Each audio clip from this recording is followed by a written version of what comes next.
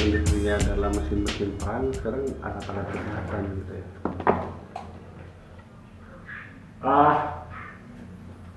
Oke. Mantap. Mantap. Oke. Oke. Sip. Oke. Assalamualaikum warahmatullahi wabarakatuh. Salam sejahtera bagi kita semua. Salam solidaritas. Kembali lagi di podcast Leon Indonesia. Dan hari ini langsung saja saya sudah kedatangan kawan dari Bekasi. Ya, ada Bung Darisman. Oke, terima kasih Bung Ajat. Salam kenal. Sudah kenal ya. Oke. Terima kasih sudah diundang ke sini. Podcast yang sangat populer untuk kalangannya. Ya, mohon maaf kawan-kawan atas ya kegugupan karena ini ya untuk pertama kalinya mungkin saya harus mewawancarai seorang board dan ya mungkin ini juga mungkin kesempatan seumur hidup sekali untuk bertanya-tanya. Biasanya saya selalu ditanya-tanya terkait dengan pekerjaan, bahkan sampai urusan percintaan gitu. Tapi sekarang ya ini acara saya dan ya baik, langsung saja. Hari ini kita ngobrol apa kan? Bingung juga saya karena Kang Darisman ini begitu multi talenta, banyak merepresentasikan isu Apa yang masih yang populer mungkin saat ini kan pandemi gitu ya. Pandemi efeknya bagi buruh sudah seperti yang Mang Ajat dan teman-teman tahu juga, PHK, pengurangan upah, mungkin itu yang sangat populer, pabrik tutup, pabrik pindah gitu. Oke. Terus juga ya intinya sih banyak pengurangan hak-hak buruh, terutama juga di isu nasional. Mungkin juga kenapa Omnibus Law itu terjadi pas pandemi gitu. Kadang-kadang ada konspirasi ya. Ya mungkin ya kalau ibaratnya ya kesempatan kadang segala masalah atau bencana itu kadang kalau kita bisa memanfaatkannya mungkin bisa menjadi sebuah keuntungan gitu bagi yang mereka yang nggak mau mencari untung gitu, bukan dalam hal berbagi atau yang menjadi apa kewajiban mereka untuk melindungi atau menyelamatkan. Mungkin. Baik, Terus Jat, kamu teh banyak kata mungkin dan sepertinya banyak ketidakpastian dengan kata mungkin. baik kan sebelum jauh ini kasihan kawan-kawan yang lain kita ngobrol yang aneh-aneh. Baik, sebenarnya kalau bagi saya tujuan daripada ingin mengundang atau ya kebetulan ada Bung Darisman di sini kan kalau kita berunut atau melihat bagaimana relasi kuasa, relasi pasar atau apa supply chain gitu ya. Kan sebenarnya brand para buyer ini atau pemilik modal ini mereka selama ini mendapatkan keuntungan daripada buruh keringat-keringat kawan-kawan para buruh garment. Lalu sekarang ada pandemi, lalu ya kita ingin tahu sejauh mana peran brand untuk bertanggung jawab gitu, atau sejauh mana atau bagaimana sebenarnya relasi kuasa atau hubungan antara pemilik brand dan para pekerja di sektor garment lah gitu mungkin. Ya mungkin itu pertanyaan pertama, panjang itu. Iya, ini sebenarnya tetap gitu ya, apapun acaranya jadi ajang curhat banget. Jadi saya pengen bilang begini, orang terkaya di Jepang itu salah satunya pemilik merek Uniqlo. Ada Yanai. Uniqlo. Orang terkaya di Spanyol itu pemilik merek Inditex. Inditex itu punya beberapa merek, salah satunya Bershka. Terus di mall-mall itu banyak Bershka. Satu lagi saya lupa tiba-tiba. Intinya begitulah. Jadi beberapa pemilik merek itu orang-orang terkaya di negaranya, bahkan termasuk orang terkaya di dunia. Pemilik merek Inditex itu Amancio, siapa gue nama? Tadi ingat. Nanti kita google kawan-kawan juga. Itu satu. Tapi lihat di Indonesia sekarang, upah buruh formal yang terendah itu pasti garment, padat karya garment rata-rata. garment. atau tekstil. Artinya gapnya jauh gitu. Yang punya merek dengan yang ngerjain mereknya gitu, yang ngerjain bajunya. Sekarang kita lihat gitu ya, apakah ada nggak namanya pabrik Uniqlo Di Indonesia di Indonesia? Nggak ada. Ada juga toko Uniqlo. ya toko-toko Ada nggak pabrik Nike? pabrik Nggak Nike. ada. Ada juga pabrik yang memproduksi Nike. Subkon atau istilahnya gitu. Iya, jadi mereka itu kebanyakan pemilik merek itu nggak punya pabrik. Jadi gua hanya punya desain, punya ide, punya gagasan, punya desain, punya duit. Tolong kerjain deh, nah gitu. Dulu kan pabrik tekstil atau garment itu ada di Eropa Barat ya, Eropa Amerika. Sekarang nggak ada. Dan semua rata-rata dipindahkan ke Asia Selatan, Asia gitu, Cina, Indonesia, India. Terus sekarang mulai gitu di Eropa Timur kayak gitu. Jadi di negara-negara tempat orang kaya itu nggak ada yang namanya pabrik garment. Oke. Di Jepang ada nggak pabrik garment? Saya belum pernah ke Jepang. Ada, jarang. Ya, tapi Jadi dia intinya untuk mendapatkan keuntungannya, dia akan mencari tempat di mana pabrik atau yang bisa mensuplai barang murah. Barang yang dikerjakan dengan murah pasti menggaji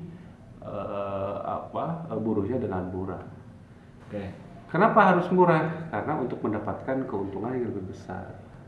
Gitu. Semakin keuntungannya dia besar ya dia akan lekas kaya kayak gitu. Makanya kenapa tidak aneh Tadasiana itu Uniqlo itu tajir banget. Kita belum berbicara tentang yang namanya Nike, Adidas apa kayak gitu. Ya, bicara tentang Nike atau Adidas ya mungkin kawan-kawan yang suka sepak bola mungkin yang bisa searching itu berapa nilai endorsement bagi seorang Cristiano Ronaldo, Lionel Messi, dan para atlet-atlet yang lainnya. Dan nah ya balik lagi kan kepada tentang para pekerja garmen di Indonesia. Kalau bicara tadi kan para pemiliknya gitu ya, lalu sekarang ketika tadi dikatakan adanya relokasi gitu, relokasi industri dari negara maju sekarang ke negara berkembang seperti Indonesia, prosesnya itu seperti apa? Karena kan tadi Akang bilang tidak ada pabrik Nike di Indonesia, lalu seperti apa sebenarnya hubungannya rantai produksinya gitu dengan pemilik pabrik di Indonesia itu? Ya tadi sebenarnya kalau biasanya kalau gue pemilik pabrik gue akan mencari ini implementasinya biasanya akan mencari agen-agen besar gitu ya, agen yang akan menyediakan kira-kira barang ini bisa diproduksi mana. Biasanya agen-agen buyer namanya. Itu biasanya dari negara-negara di Hong Kong, Singapura, atau Taiwan itu untuk sepatu kayak gitu. Perdagangan lah ya. Dia akan mencari nih kira-kira si supplier atau pabrik yang punya alat yang SDM-nya bagus itu di mana kayak gitu, yang gajinya murah itu dia biasanya nyari kayak gitu. Dan rata-rata kan biasanya kan yang masuk harga dia akan lelang, bidding, dan dia akan mencarilah pabrik-pabrik itu. Dan biasanya lokasinya di Asia Tenggara gitu, kayak di Kamboja, Myanmar, Bangladesh ya, India itu negara-negara selatan, termasuk di Indonesia. Di Indonesia ya seperti Bung Ajar tahu, biasanya kan pabrik-pabrik garment kalau zaman dulu itu di Jabodetabek kayak gitu. Sekarang kan pindah gitu ya ke arah Jawa Tengah kayak gitu. Kenapa terjadi banyak perpindahan misalnya dari Eropa ke Asia atau Amerika Latin, dari Amerika juga ke Cina dan sebagainya. Sekarang pindah misalnya di Indonesia dari barat ke tengah kayak gitu.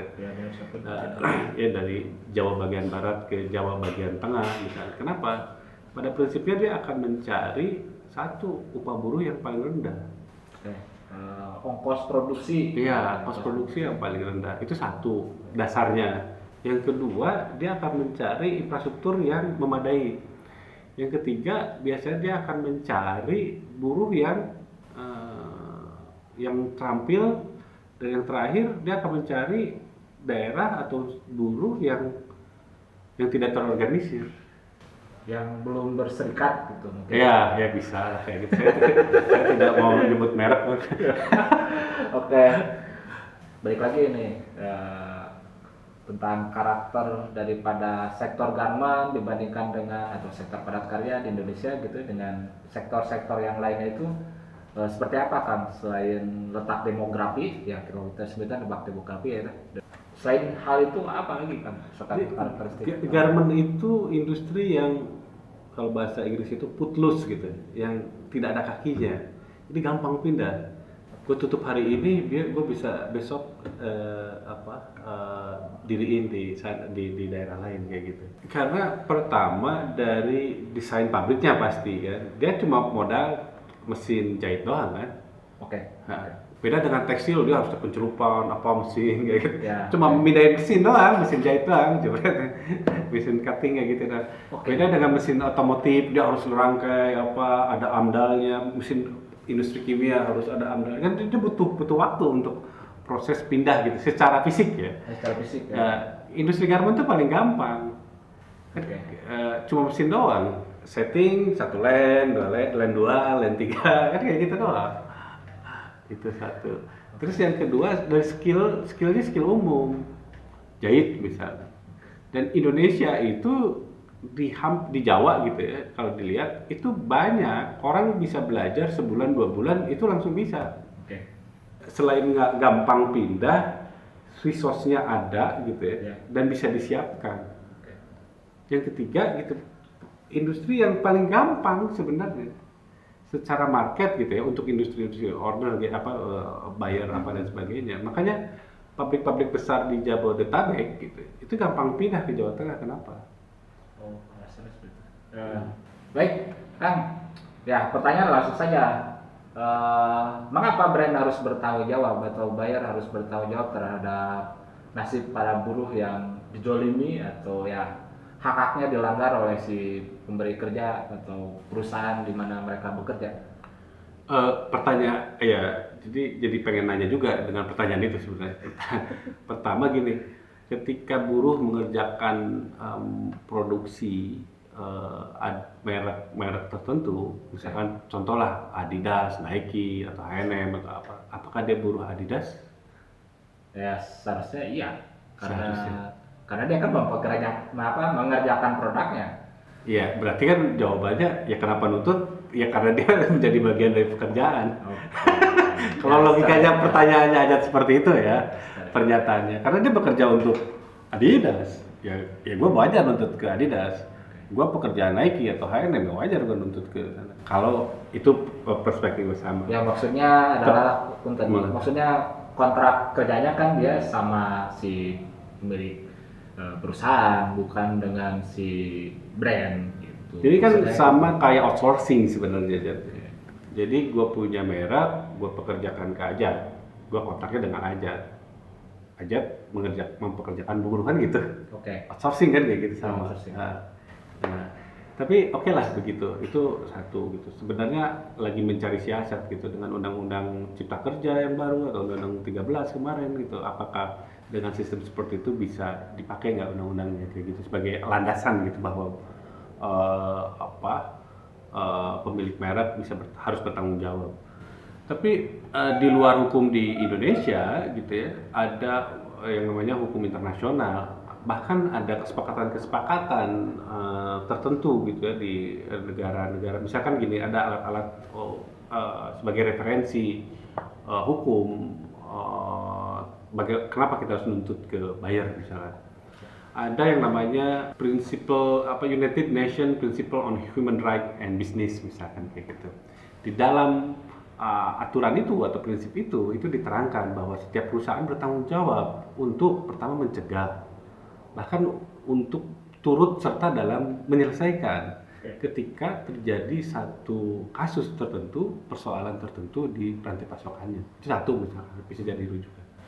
Yang kedua bahwa setiap merek, terutama merek-merek global yang tadi kita sebutkan, itu mereka memiliki kode etik yang disebut dengan kode of conduct, kalau dalam bahasa Indonesia kode perilaku. Itu disebutkan bahwa perusahaan atau merek-merek itu punya kode etik, akan mempekerjakan produk mereka itu dengan pekerja yang hak-hak kebebasan berserikatnya dihargai, upahnya tidak boleh dilanggar, tidak boleh dicuri, tidak boleh mempekerjakan pekerja anak, hak perempuannya diakui dan sebagainya. Itu bisa menjadi rujukan kenapa kita bisa menuntut buyer. Ada lagi kesepakatan-kesepakatan yang lain, misalnya H&M misalnya. Dia bikin kesepakatan dengan serikat buruh global misalkan, namanya apa ya? GFA, Global Framework Agreement. Oke. Misalnya H&M misalkan dengan Industry All gitu ya. Inditex juga sama, Inditex dengan Industry All. Dia bikin yang namanya GFA itu. Dan itu mungkin kesepakatan yang bisa kita tuntut ketika dia tidak menjalankan kesepakatan itu kan kita bisa nuntut. Ada yang namanya OECD, pernah mendengar. Oke. Itu juga sebagai alat gitu ya. Alat kenapa kita bisa nuntut buyer untuk bertanggung jawab. Atau di beberapa lembaga lain, misalnya di Amerika untuk produk-produk tertentu, bukan produk-produk yang mensuplai produk mereka ke kampus-kampus di Amerika, itu terikat secara hukum Amerika bahwa merek-merek atau buyer-buyer yang memproduksi yang mensuplai ke kampus-kampus itu harus patuh pada peraturan hukum standar internasional bahkan tentang ILO dan sebagainya, standar hukum ILO misalkan kayak gitu. Jadi kenapa kita boleh nggak sih kita nuntut ke buyer? Kan nggak ada di Indonesia hukumnya misalkan ya gitu. Artinya dengan beberapa referensi itu kita punya landasannya gitu, Mas. Oke. Nah, sedikit tercerahkan kawan-kawan. Oke. Mudah-mudahan ya. Ya sebenarnya bagi saya ya itu sangat logis gitu ya. Cuman masalahnya adalah terkait bagaimana aplikasi atau kalau misalkan serikat buruh atau para pekerja yang mengalami penindasan atau hak-haknya dilanggar oleh si pemberi kerja atau terjadi kasus pilot dan hal yang lainnya, lalu apa yang harus mereka lakukan sebenarnya secara teknis? Iya, sebenarnya kita pertama kalau kita mengalami satu permasalahan, ya katakanlah kita merasa hak kita ada yang dilanggar di suatu pabrik tertentu, otomatis kita harus mengidentifikasi pabrik itu gitu ya. Pabrik itu produksi apa sih? Oke, garment. Oke, merek apa saja yang harus diproduksi? Yang sedang diproduksi. Kita harus mengetahuinya. Oke, setelah itu kita udah tahu jenis pabriknya, merek yang diproduksinya. Ya sekarang kan zaman internet kita bisa cari gitu ya, website merek-merek tertentu itu gitu ya.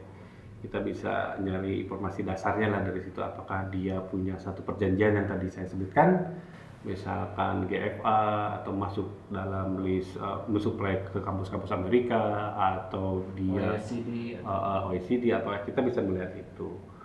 Oke, ketika kita sudah mengetahui itu, ya pastinya kita harus belajar gitu ya, belajar.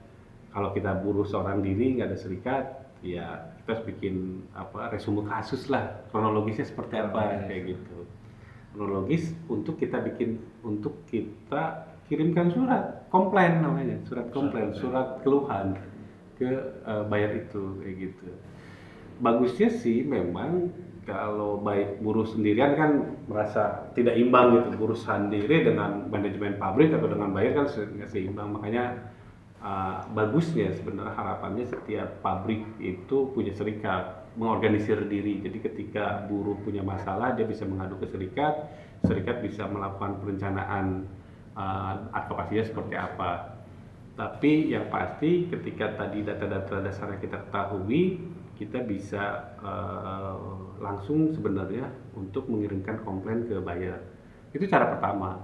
Cara kedua, kalau itu mungkin tidak tahu dan tidak bisa, kita bisa menghubungi lembaga-lembaga pengawas buyer.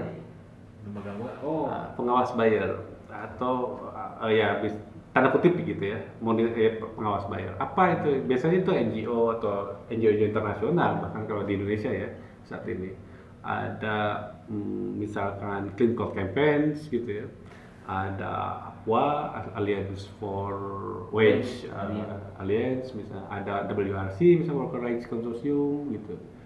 Atau sebenarnya lembaga-lembaga perburuhan mungkin dia punya network ke buyer atau bahkan ke pihak-pihak ketiga. Nah nanti dari situ kan bisa dikoordinasikan. Kita harus memang untuk tidak semua buyer kita bisa advokasi kadang-kadang. Memang ada track record beberapa buyer atau merek yang memang dia tidak respect terhadap hak buruh, jadi udah segala upaya tetap aja kayak gitu. Ada juga pengalaman kayak gitu. Tidak apa. Ya. Nah, itu tergantung karakteristik dari bayarnya, atau sebenarnya semua bayar punya karakteristik seperti itu atau seperti apa? Kenapa atau apa yang menjadikan hal itu tidak berhasil atau si bayar itu tidak bisa tidak mau untuk bertanggung jawab? Kalau saya sih dalam hal itu pertama yang akan saya evaluasi sebagai refleksi, tidak akan menghitung kekuatan si bayarnya, tapi menghitung kekuatan kitanya nih, orang-orang yang katakanlah pertama kalau serikat buruhnya solid nggak gitu, kenapa nggak berhasil kan gitu. Oke. Yang kedua, terus karena ini nggak mungkin menuntut ke buyer kita demo di Indonesia doang gitu. Ya. Oke. Jadi yang harus kita sasar itu jantungnya gitu. Jantungnya di mana ya? Di mana merek-merek itu banyak yang beli. Oke. Itu strategi. Artinya, misalkan kalau hanya demo di Indonesia, di mall-mall di Indonesia, gua nggak tahu ya, tapi pengalaman sih banyak gagalnya. Tapi kalau demonya di jantungnya, ya bahasanya di jantungnya, di mana market merek-merek itu banyak kan di luar. Oke, ya jelas bukan buat saya. Ya artinya pertama begitu. Artinya kalau kita sudah tahu di mana jantungnya, kita harus berkoordinasi menggalang solidaritasnya bukan hanya dengan orang-orang atau serikat-serikat atau lembaga-lembaga yang ada di Indonesia doang. Oke, ya. Artinya ini harus menjadikan bagaimana kasus ini menjadi kasus global gitu. Jadi membangun solidaritas internasional itu nyata tuh jadinya kayak gitu. Aksi bareng tiap hari Kamis misalkan, di depan toko apa gitu, di Indonesia ada, di Hong Kong ada, di New York ada, di London ada. Itu vibrasinya, gelombangnya lebih kuat biasanya. Ya gitu. Itu satu. Yang kedua, yang dihantam oleh yang kita sasar itu kan image-nya. Jadi buyer itu sebenarnya produknya sama, bahannya sama, style-nya sama misalnya. Ya. Tapi kenapa beda gitu ya? Harganya beda kenapa? Karena value-nya beda aja. Value H&M itu marketnya untuk siapa? Value Uniqlo, Bershka, ya, Inditex. Aku lupa lagi Bershka, Inditex. Ada produk Inditex satu lagi selain Bershka. Ya misalnya itulah yang retail toko fashion gitu ya. Atau yang sport fashion itu kayak Adidas, Nike itu sport, Under Armour kayak gitu. Itu value-nya masing-masing beda. Gitu. Nah itulah yang mereka jual dan itulah yang menjadi target dari advokasi gitu. Misalkan gini, si merek A yang sport itu, wah dia menjunjung tinggi katanya atlet ini sportnya bagus, adil, peduli dengan lingkungan. Ketika kita campaign-nya membalikan itu misalnya gitu. Atau strategi campaign-nya dengan misal itu udah jadi strategi ya selain. Tapi poinnya adalah bagaimana kita melawan atau melakukan advokasi melawan itu yang memperjuangkan keadilan. Selain tadi masalah-masalah administratif dan teknis, kirim surat dan sebagainya, kalau saya sih itu teknis gitu ya, dan itu bisa dikirim kapan aja gitu. Tapi atau email kontaknya bisa gampang dicari apalagi dengan dunia sekarang. Tapi yang paling penting adalah bagaimana kekuatan dari serikat buruh tidak hanya di lokal atau di regional, bahkan di internasional untuk melakukan itu. Karena yang kita lawan adalah perusahaan multinasional. Yang kita advokasi atau kita tuntut itu bukan perusahaan lokal. Gitu. Dan uangnya sangat banyak. Gitu. Simpelnya begini, yang memproduksi merek A katakanlah, yang sama katakan itu kan tidak hanya produksi di Indonesia, di Kamboja, di Bangladesh, di Indonesia, di India, di Vietnam, di El Salvador, di Honduras. Mereka mengerjakan produk untuk tujuan untuk satu merek, melawan satu merek gitu. Sekarang kalau yang melawan doang di Indonesia katakan, dia tinggal tutup aja di Indonesia, kirim ya enggak? Benar nggak? Ya. Artinya misalnya ya kita kan harus mencari jantungnya di mana, paru-parunya di mana, itu yang harus kita katakanlah kalau kita mau melakukan strategi kampanye kayak gitu. Tapi biasanya gitu ya, untuk merek-merek pengalaman saya, merek-merek yang sudah terkenal untuk sport khususnya, mereka responsif biasanya. Kalau setiap ada keluhan tuh responsif biasanya ya. Biasanya. Biasanya. Banyak yang tidak biasa sebenarnya. Karena petugasnya juga banyak. Jadi kita harus pahami gini ya, buat kita gitu ya, buat teman-teman juga mungkin yang lagi mengadvokasi buruh, terutama di sektor garment, produk mereka itu passion atau sport. Oke, karakteristik dari merek atau ya karakteristik dari merek atau produk. Ya sekarang bisa ya. Kan yang kita tahu sport ya, sport tuh punten ya, kalau disebut merek lah. Iya. Nike, Adidas, Under Armour itu kan sport. Iya. Kinetic, terus apa lagi? Ya itu ya yang besarin. Kalau fashion, gaya gitu, style, Uniqlo, H&M, Zara, Bershka, Inditex sama Zara itu satu payung. Inditex, Zara sama Bershka itu satu payung pemilik Inditex namanya. Oke. Itu kan passion tuh. Oke. Rada-rada ini biasanya.